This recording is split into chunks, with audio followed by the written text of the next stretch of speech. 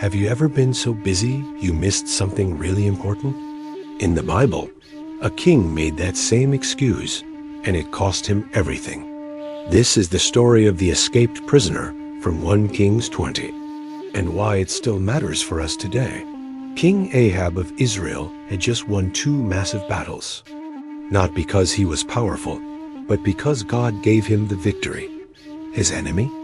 Ben-Hadad, the king of Aram. Now here's the important part. God clearly commanded that Ben-Hadad should not live.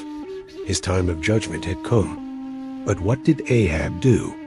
Instead of obeying God, he made a treaty with Ben-Hadad and let him go free. To human eyes, that might look smart, politics, strategy, peace. But to God, it was disobedience. So God sent a prophet. But instead of confronting Ahab directly, the prophet used a parable. He disguised himself like a wounded soldier from the battlefield. He even got another prophet to strike him, so the story would look real. Then he approached King Ahab with this dramatic tale. "Your Majesty," the man said, "in the middle of the battle, someone handed me a prisoner.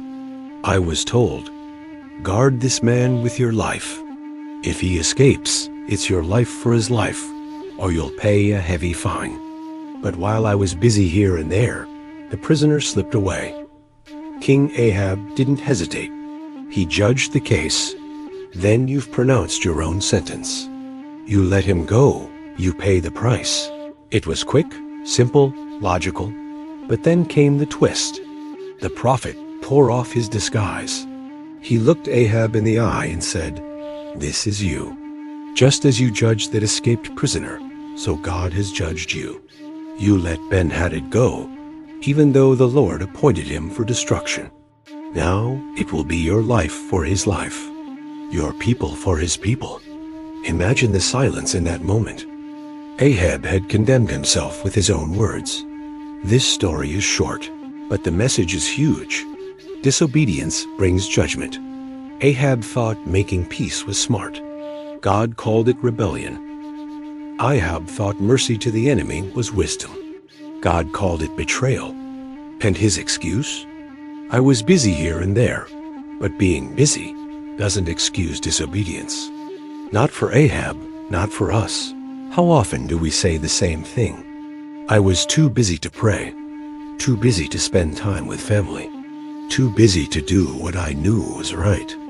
We get caught up in work, distractions, even good things.